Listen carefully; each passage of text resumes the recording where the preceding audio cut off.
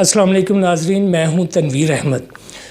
नाज़रीन, इस वक्त हमारे साथ डॉक्टर ताहिरा रुबाब मौजूद हैं। ये बहुत एक्सपर्ट हैं, कैपेसिटी बिल्डिंग इनका काम है। इसमें बहुत सारे और इश्यूज़ भी हैं।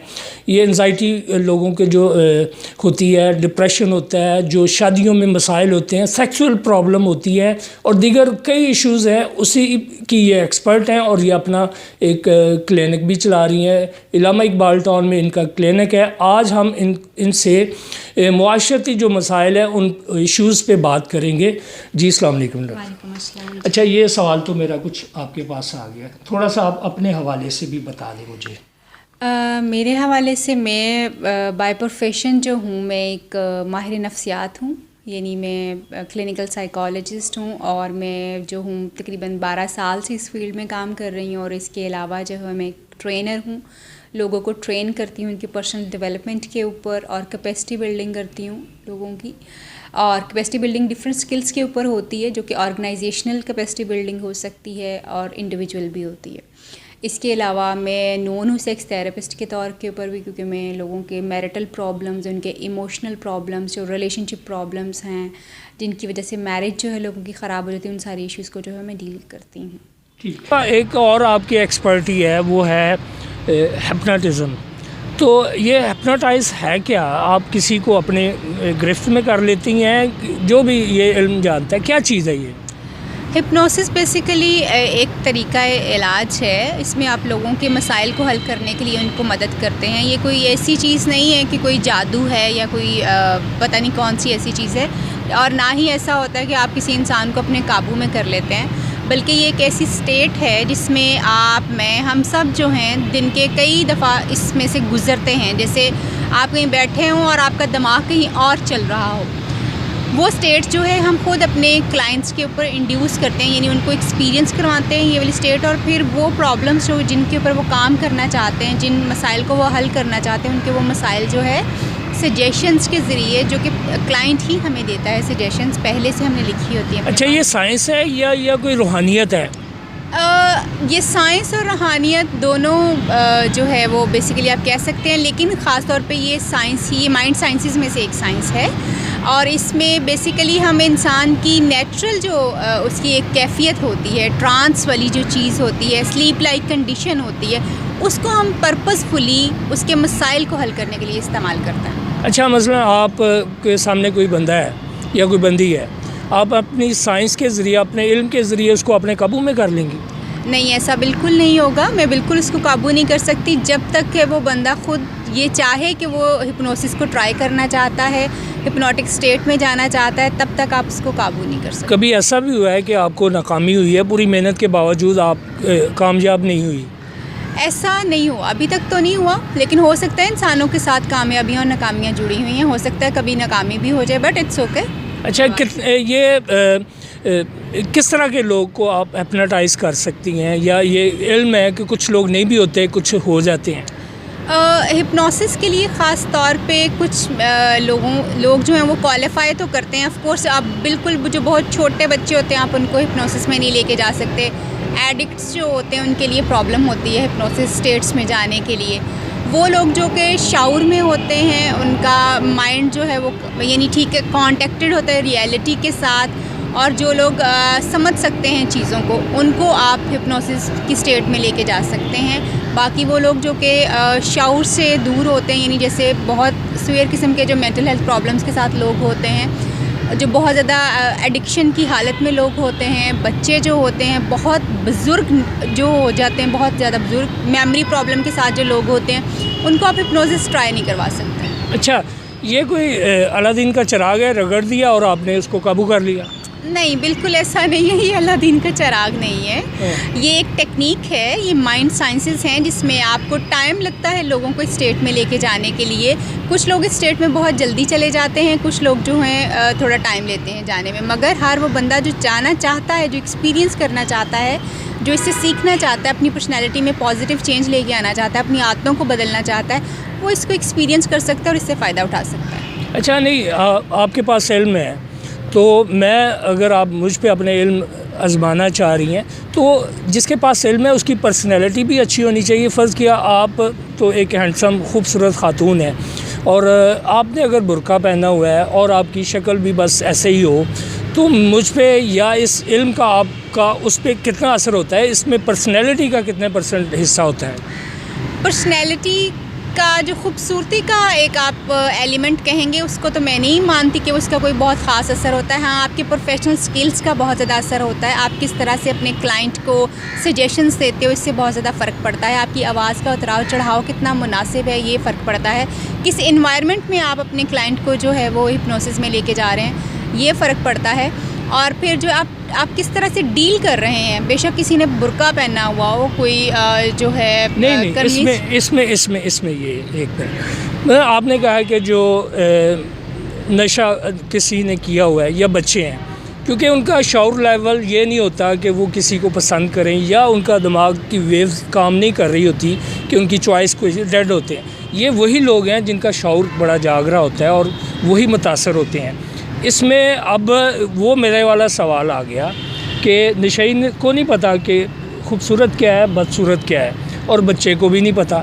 तो ये इस लेवल के लोग जो मुतासर होते हैं, इसमें ज़ाहिर है कि करने वाले की पर्सनैलिटी का तो अमल दखल आ गया ना। पर्सनैलिटी आपकी ओवरऑल एक इफ़ेक्ट ज़रूर डालती है कि आप कितने पॉजिटिव हैं, आप कितने प्रोफेशनल हैं। मगर किसी ने बुर्का पहना हुआ है, ये इस चीज़ को फ़र्क नहीं करता। अच्छा, बस बंदा जब किसी को देखता है, एक दफ़ा देखा और उसको एहसास होता है कि यार इसको तो मैंने कहीं देखा हुआ है, या किसी आप मीटिंग में, किसी अजलास में, वहाँ पे हज़ारों का मजमा है या सैकड़ों का मजमा है, तो वहाँ दो लोग आपस में एक दूसरे को जब मिलते हैं तो उनको एहसास होता है कि हम तो एक दूसरे को जानते हैं। ये क्या इल्म है?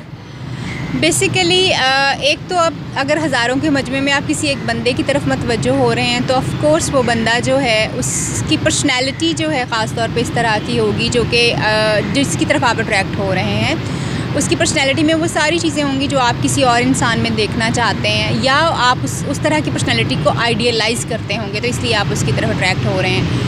अगर आपको ये फीलिंग्स आ रही हैं कि आप बहुत पहले इस बंदे से मिल चुके हुए हैं, बहुत पहले ये सारी चीज़ें, तो इसको हम स्पिरिचुअलिटी के कॉन्टेक्स्ट में जो है वो समझते हैं कि ये पॉसिबिलिटी है।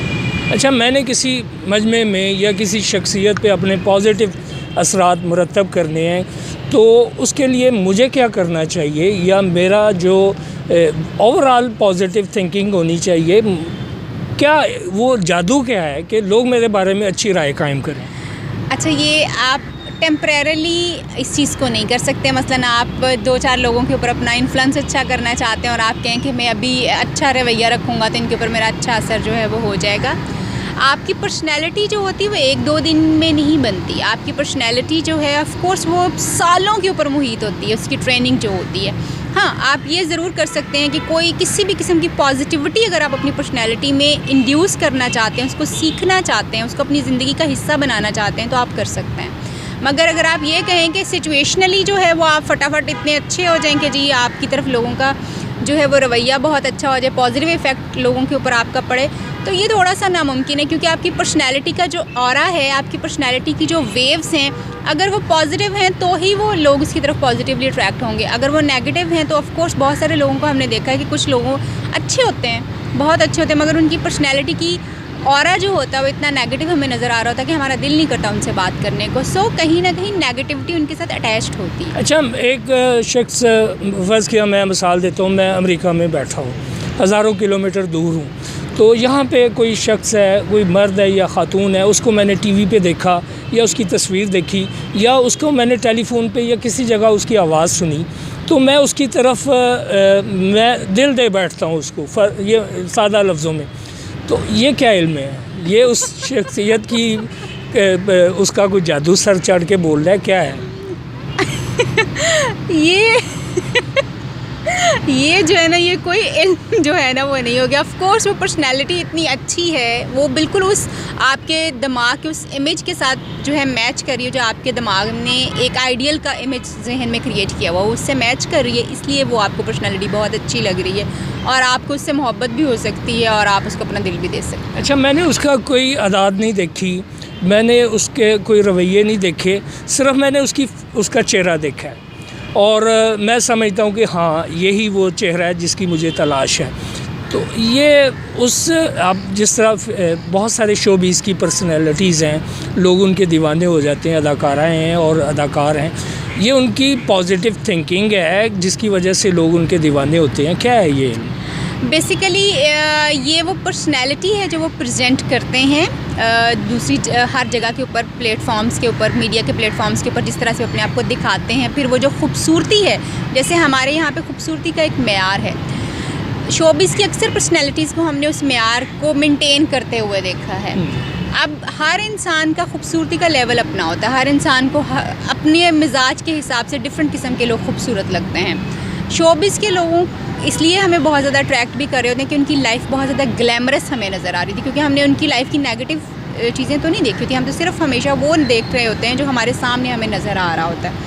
और फिर वो बिल्कुल उस वो जो एक ब्यूटी हमने सेट किया हुआ होता है स्केल, उसके ऊपर कहीं ना कहीं पूरे उतर रहे होते हैं। तो इस वजह से वो हमारे माइंड में बने हुए इमेज के साथ मैच करते हैं ब्यूटी के, इसलिए वो हम उनकी तरफ जो है वो अट्रैक्ट ज़्यादा होना शुरू हो जाते हैं। अच्छा, ये जो कहते हैं कि दिल दे बैठा और जो लव मैरिज भी होती हैं और बाद में नाकाम भी होती हैं, ये एक जज्बाती कैफियत होती है, बाद में आपके दोनों के ऊपर उस पर्सनैलिटीज़ की जो उसकी आदत है वो खुलती हैं। ये वक्ती तौर पे फ़ैसला है या आप जिस तरह अभी हम बात कर रहे हैं कि एक दूसरे के अंदर वो चीज़ें जो आप महसूस करते हैं, लेकिन सडनली चंद महीनों में एक दूसरे पे एक्सपोज हो जाते हैं, वो कहते हैं नहीं ये मेरा फ़ैसला गलत था। ये क्या चीज़ है? इसमें बहुत सारे फैक्टर्स जो हैं वो इम्पॉर्टेंट रोल अपना प्ले करते हैं। फ़र्स्ट साइट, जैसे कहते हैं जी, फ़र्स्ट साइट में फ़र्स्ट लव जो आपको हो जाए फ़र्स्ट साइट में, तो ये पॉसिबल तो है कि इंसान किसी की पर्सनैलिटी को देखते हुए उसके साथ जो है इमोशनल अटैचमेंट फ़ील करना शुरू कर दे या उसकी तरफ अट्रैक्ट होना शुरू हो जाए।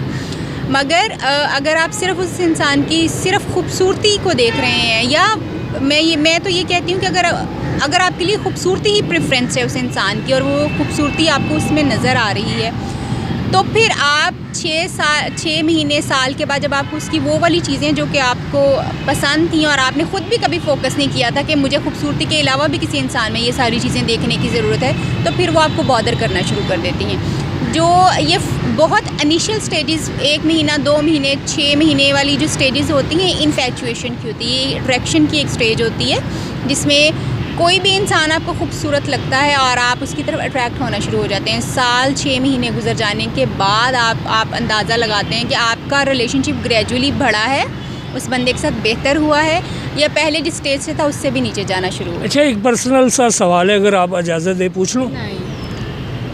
नहीं इजाज़त, एडिटिंग कर लेंगे सवाल तो पूछने में। तो जी नाजरीन, जिस तरह आपने सुना, हमारे साथ एक खूबसूरत पर्सनैलिटी तारा रुबाब, डॉक्टर तारा रुबाब मौजूद थी।